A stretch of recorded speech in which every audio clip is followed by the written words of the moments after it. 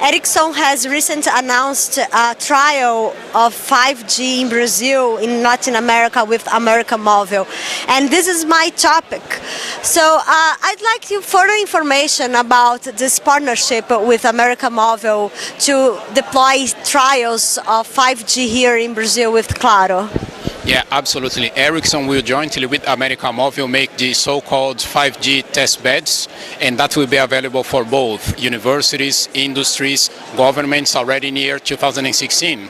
And that's exactly when implementation, meaning what we have been doing with the 5G, meets innovation. What type of innovation? Anything at all. 5G should be seen as a kind of mega operational system upon which industries deploy their applications. And that's the expectation of what we will do together with America Movil. And these trials will be in laboratory or going to be field? It's a kind of field and laboratory. I mean, it's a mobile car that can basically walk or drive into the city, and then the industry will have the experience of the 5G.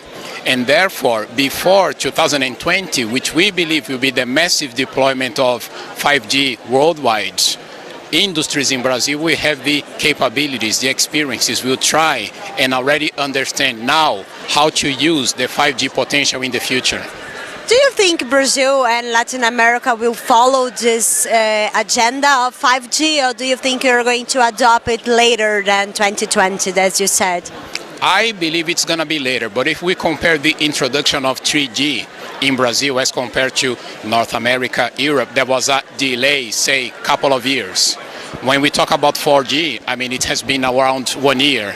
When it's about 5G, the potential will be so enormous that the adoption will be even shorter than 3G and 4G. And meanwhile, what has Ericsson been doing with working with carriers to involve 4G LTE here in Brazil?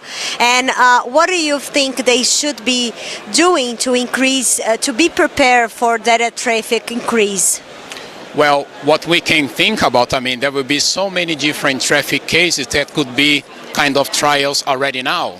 Let me talk about the capabilities of 5G. I mean, there should be so much bandwidth as compared to 3G and 4G. So the society and the industry will be able to appreciate things like ultra definition videos, or things like education, security, transport, the Internet of Things. Internet of Things is a specific field in which Ericsson, together with America Movil, will make so many different experiences jointly with industries and university. I mean, that's our ambition. And in terms of networks, what telecom operators will have to do to upgrade their network from 4G to 5G? Is this a huge problem to solve? Is this a really in-depth work? Absolutely not. It's a very good question, because 5G should not be seen as a single extension of 4G networks. Actually, 5G will bring different traffic cases, will bring much higher bandwidth, but most important, 5G will be the system that will control the coexistence of 2G, 3G, and 4G, meaning operators today will be able to reuse the investments they have been doing before.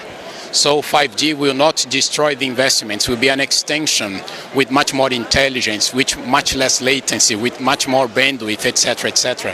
Because when we talked about 3G to 4G, we saw a transformation and updating the network towards IP, and I think they have much more work to do in this change.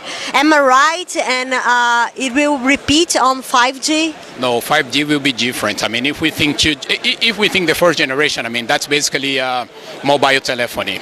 The second generation is the massification of mobile networks.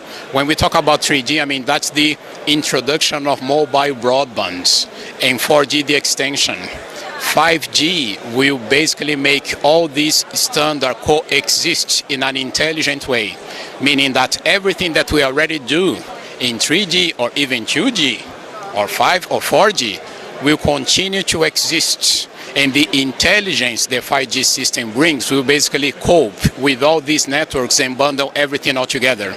Meaning we will continue having voice, and 5G is about mobile broadband anywhere at any time, but most importantly for everything.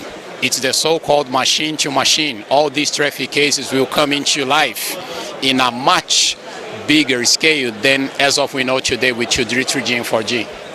And we still have the frequency band challenge. When do you think we are going to have standards and have it done? I think the society will need to accept that when it's about accessing higher bandwidth, governments and all these standardization bodies, I mean, we should be talking about using higher frequencies as compared to what we use today. If we take 4G as an example, 700 megahertz or 2.5 gigahertz. 5G, when it comes to ultra high speeds, we use from 10 gigahertz up to 100. So it's about unlicensed spectrum, licensed spectrum. I mean, it's basically a revolution in order to give the society all the benefits 5G can bring. Thank you a lot. You're most welcome. Follow all Futurecom news at rtlwireless.com.